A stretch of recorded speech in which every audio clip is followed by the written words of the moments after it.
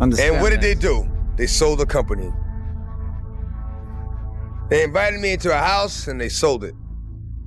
Yeah, I am mad. You know what I mean? All right, I'm mad. I feel betrayed, man, but it. You know what I mean? It's a business and I'm gonna carry it like a business. But my music is still my fucking music. And you play on my music, you play on my life. You play on my life, nigga, you're gonna disappear. You know what I mean? I get a little uncomfortable. I get uncomfortable. Like he said something to me one time, a long time ago. He told me he'd take me shopping. I looked at him like, what'd you just say? Let me move, man, before I do something. You gonna make me mess up the wedding. Oh, that's a nice gesture. Let me get out. No, you take me. That's what a guy says to. DMX had been sounding the alarm on Diddy for years, but barely anyone was really listening. One dude who did keep his eyes open, though, 50 Cent. DMX never held back when it came to calling out the shady side of the music game. He spoke straight from the soul. He once said the industry was full of folks willing to do anything to climb up. Sell out, suck up, bend over, whatever it takes. Now, you got issues with the industry. What's going down with the industry, dog? The industry is full of a bunch of sucking, dick riding, bending over the desk ass nigga, straight up like that. Whoever don't like it, bring it, nigga. Bring it. I don't give a fuck. Bring it. Bring it, bitch. They got this new breed of rapper that's paying DJs to play their shit. Right. And, you know what I'm saying? They sucking the record label executives, and it's like there's too much of that going on. Right. You know what I'm saying? Let me be me. Let me be the artist that I am and just play my motherfucking music. You know what I mean? That wasn't just talk. He meant it. DMX said he came face to face with evil in the business. And that's how he knew God was real. If darkness didn't exist, he wouldn't have had to fight so hard to keep his spirit alive. He always stood out, because he made one thing very clear. He might have been in the industry, but he didn't belong to it. That's why no one could ever put a leash on him. He refused to play their twisted games or follow their crooked rules. Exactly. Now they want you all up under this, you know, sitting at the going to dinner with them and shit like that, and you know, all that favor for a favor shit. I don't get down like that. Look, I'll give you the music, you give me my money. That's it. A lot of the love I had for wanting to be a part of the industry is not there anymore. I don't even associate myself with the industry. You know what I'm saying? I'm not an industry artist. I'm an artist in the industry. Now here we are. And all this dark truth about Diddy is finally spilling out. And it's way deeper than anyone expected. Suddenly, all that wild stuff DMX was saying doesn't sound so far-fetched anymore. It's hitting real different now. Because if you didn't see the beast that I was then, I'm like, nah, I'm cool. So it's a legendary story. Like I told you, we sat down with Diddy, but he knew he wasn't going to sign with Diddy. He knew Diddy wasn't going to sign him. He knew in his mind that Diddy wouldn't want to take on problems right now. Yayo said that you were supposed to sign the Bad Boy. Look, they know I was talented. They just looked at it and was like, I don't want all of the stuff that comes with it. So M stumbled over it, but he didn't know the trouble that came with it. Oh, yeah. You see what I'm saying? So I was like, yo, no. DMX once revealed he turned down deals with Diddy because something just didn't sit right. His instincts were loud, and they were right. At first, Diddy passed on signing him. But the moment Def Jam was about to lock in a major contract with X, Diddy came running back trying to double the offer. Too late, though. DMX wasn't buying it. Word on the street was that X had already heard some things. Dark stories floating around about what really went down behind the scenes at Bad Boy Records, and he wanted no part of it.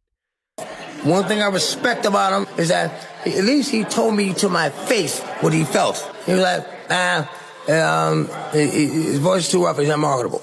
Maybe 3 weeks later, when he found out I was getting signed for Def Jam, he was like, yo, I'll lace your pockets. I'll double what they gave you and lace your pockets. I'm like, If you didn't know what I was then, you just pretty much jump on the bandwagon now. Some folks used to think DMX was just talking about money when he spoke on Diddy robbing his own artists, like shady contracts or stolen royalties. But now, with all this shocking stuff coming to light, people are looking back and thinking, maybe DMX meant exactly what he said. No metaphors, no sugarcoating, just straight up truth. And it's hitting harder than ever now. I never saw Biggie smile until after he died. And the Hypnotize video came out. You know, Hypnotize. I was like, oh! Like a smile brings a whole other light to your you know, your face. Like, I mean, it's kind of hard to explain. I'm really good at words, but like it's hard to explain what a smile does for a person. Because you don't just smile with your mouth, you smile with your eyes. Like, you know, like a true smile can be seen even if a person is covering their mouth. Well, you know, locks got signed before I did. Even though I bought the locks to our riders, you know, they got signed. They were a safer group. You know, Puff signed them. And it was a blessing and a curse because they were sure they were happy about getting signed first, and they were on the Benjamins and shit was going. But then he made them jiggy and put them in suits and made them write lyrics for him and took all that publishing and like, damn. I'm glad I didn't, you know. DMX wasn't only putting Diddy on blast, he was calling out everything shady in the game. He spoke on how some new rappers were out here doing anything just to get signed, and it had nothing to do with their music. There were whispers about certain artists doing favors for label execs just to get their tracks pushed. And guess what? Those same dirty rumors were floating around Diddy too. The streets were talking, and DMX wasn't afraid to say it out loud. Think of it now. He was grooming us. It's kind of like you're signing boy band groups and girl band groups because you like one or two of them and you want to see who's going to go. It's nothing to you but a tax write-off, but you're really searching for a butt the whole time. So he was looking for my butt, Chopper butt, everybody butt. It wasn't nothing about the music was like, yeah, I can, you know, and it took off to be bigger than he ever expected it to be. DMX dropped a whole track called The Industry, where he exposed just how fake and twisted the whole system really was.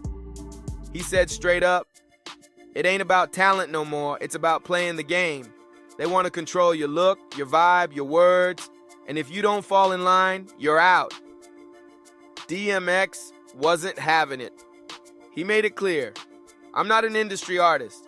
I'm an artist in the industry. Big difference. And he meant it. Now here we are in 2025, and everything X tried to tell us is unfolding right in front of our faces. He warned us about artists selling their souls. He called out the vultures. And yes, he definitely warned us about Diddy. And guess what? He wasn't alone either. But Puffy coming up, he was just signing a lot of boys. Usher, it was something he figured out that R. Kelly figured out, is we can get them away from the parents. If we could get them alone, isolated, you know, then we can get them. Once you get in a butt, it's like, you want us now. What you gonna say? I got video of me in your butt. Like, how can you ever make another record? You dig what I'm saying? Instead of hearing DMX out, people laughed at him. They called him crazy, said he was just some washed up addict. The media dragged him nonstop. Even after he passed in 2021, they still couldn't give him peace. They labeled him troubled, instead of honoring the legend he really was. Yeah, DMX had his struggles, no doubt. He battled addiction, ran into legal issues, but let's be real, not once was he accused of hurting women or kids. Not once did his name get tied to anything predatory. That's more than some of these powerful industry names can say.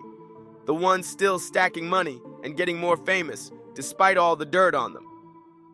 And here's the messed up part. There's a real chance Diddy might just walk away from all of this. After everything being exposed, after all these accusations, he still might dodge it all. Now that's the real problem people should be talking about. Right, I go to Diddy parties, which is where people like me step in.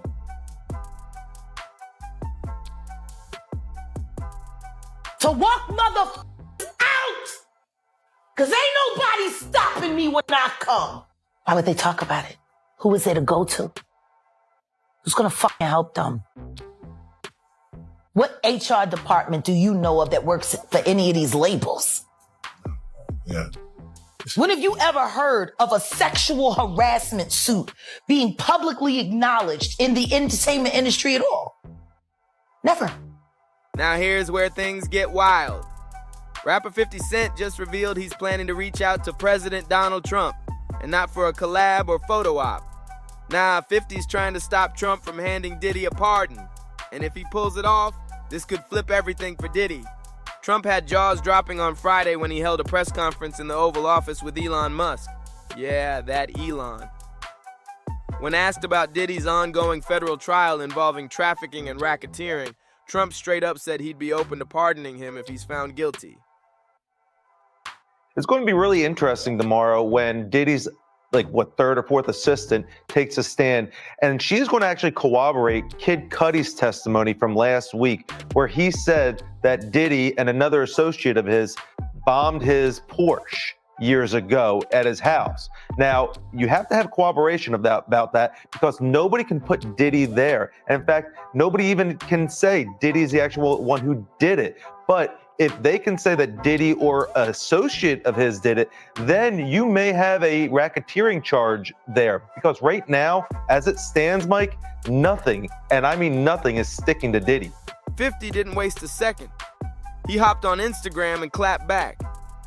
He made it loud and clear that he's not about to let Trump give Diddy a free pass. He said some really bad things about Trump. It's not okay. I'm gonna reach out so he knows how I feel about this guy. Looks like 50's about to shake the table again. 50 Cent, the Indot Club legend, wasn't done yet. He posted again, warning folks that Trump doesn't take disrespect lightly and never forgets who steps out of line. Earlier that same week, things got even messier when Diddy's former assistant, Capricorn Clark, dropped some explosive testimony. She revealed that after an MTV event, while riding an elevator, Diddy vented to his manager, Chris Lighty, about 50 Cent. And what he said, straight up wild. Diddy reportedly told Lighty, "I don't like all the back and forth, I like guns." That line didn't slip past 50, not one bit. Remember, 50 was shot 9 times back in 2000, so he clapped back on Instagram with a post mocking the whole thing. You know he wasn't letting that slide. And speaking of Capricorn Clark, her testimony didn't stop there. She went on to expose some absolutely bonkers stuff that had the courtroom in pure shock. The state or the government in this particular instance needs to prove beyond a reasonable doubt that he conspired to racketeer, to sex traffic, and to promote prostitution. So far, they're falling way behind in this. And I know there's a lot more to go in this trial because they're saying it's going to be about 8 weeks. But the government really better step on the gas because they don't have a lot more time to go. So the play seems to be maybe admit to a state crime that avoids prison time. Is that it? Yeah, I think so. Look, again, you're hearing about all this domestic violence, but all of that has nothing to do with what Diddy is charged with. There's a possibility, and I'm saying a very strong possibility right now, that Diddy could walk, that he could be spending 4th of July at home having a barbecue. And just when things couldn't get any crazier, Gene Deal stepped in and added even more jaw-dropping details to Capricorn Clark's testimony. When Capricorn testified, man, it was heartfelt not because she was crying and going through all the pain that Cassie and her went through, and because when you heard her testimony, you found out that she really didn't care for Cassie like that. Their friendship grew. You know, they had grown into a friendship that she cared more about Diddy because she even wrote him letters that she had a crush on him back in the day. The beef between Diddy and 50 Cent isn't anything new. It's been heating up for almost 2 decades. Back in 2006, 50 dropped a savage diss track called The Bomb, straight up accusing Diddy of knowing who was behind the murder of the notorious B.I.G. Big, somebody gonna try to come tonight. And Lil C's, who I hadn't seen all week, Lil C says, "Gene, go ahead on with that cop shit." I said, "I know one thing, you better get you a GED. You know what that is? A good enough degree, so they don't cheat you out your money like they doing your man right here." And I was talking to about Big, because I had read his whole contract on the plane, because Puff had gave me the briefcase. When he gave me the briefcase, you know, like he just do some bullshit, hand me the briefcase, and went to first class, and I went to coach in the emergency exit, and I just opened it up, start reading the shit. So I'm saying, because at the end of the contract, Big was begging for he was asking for his publishing and his marketing back, and Puff was saying in the contract, we'll revisit that at a later date. You know what I'm saying? So I'm just reading this story. I got 6 hours on this plane. I'm going to go through whatever's in this briefcase. That line shook the whole industry. And since then, a bunch of insiders have come forward saying the same exact thing. The whispers haven't died down. In fact, they're only getting louder. Somebody told that. Somebody told Puff, Pac gotta die, Big gotta die. And Suge not gonna go to jail. You know, these people plan 25 years in advance. Had Pac and Big still been alive today, come on, brother. You and I both know how strong they would have been. Since then, 50 Cent hasn't let up. He's been relentlessly roasting Diddy online. And things only got wilder when Diddy's ex-girlfriend, Cassie Ventura, hit him with a lawsuit full of disturbing claims, including abuse and wild, twisted sex parties. Now 50's turning up the heat even more. He's putting together a Netflix documentary diving deep into the sexual allegations surrounding Diddy. This could blow the lid off everything. Testimony in the federal sex trafficking trial against Sean Diddy Combs. Yeah, today jurors heard from Capricorn Clark. She was a former employee of Combs who testified that the music mogul kidnapped and threatened her during her time working for him. Combs has pleaded not guilty to all charges. Meanwhile, inside the courtroom, things have been intense. A former assistant, testifying under the name Mia, told the jury that she was sexually assaulted by Diddy during the 8 years she worked for him, from 2009 to 2017. Combs was furious when he found out that Cassie had been cheating on him with musician Kid Cudi. Remember, Kid Cudi, whose real name is Scott Muscudi, he testified last week. And so now we're getting a fuller picture of her version of what happened in December 2011 when Combs allegedly broke into Kid Cudi's house after he found out that Cassie and Kid Cudi were having this relationship. And she says that Combs showed up to her apartment early in the morning with a gun and kidnapped her, forced her to go with him to break into Kid Cudi's home. And then she said that she stayed back in the car and she called Cassie and warned her what was going on. That bombshell testimony left the whole room stunned. Diddy's lawyer, Brian Steele, came in hard, grilling Mia on the stand. He pulled out old texts and social media posts where she seemed warm or affectionate toward Diddy, trying to paint a different picture. But prosecutor Maureen Comey wasn't having it. She slammed the move as humiliating, saying it could scare other victims from ever stepping forward. The courtroom got real tense. It was clear the stakes were higher than ever. Nash, who was subpoenaed to testify, detailing multiple instances of alleged violence and control he says he witnessed in Ventura and Combs' relationship. He testified he often saw Ventura bruised up and that he once witnessed Combs beating Ventura. He told jurors Ventura confided in him how Combs pressured her into unwanted sex with male prostitutes, and that he knew her to spend nights with Combs in hotel rooms against her will, including one time on her 29th birthday when Combs allegedly told her, "I do all this for you, and you can't do this one thing for me," apparently referring to her not wanting to participate in a freak-off. So what do you think? Is this new twist gonna actually lead to real consequences? Or will it get swept under the rug like the rest? Drop your thoughts in the comments below. And don't forget, hit that like button, subscribe for more updates, share with your crew, and we'll catch you on the next one.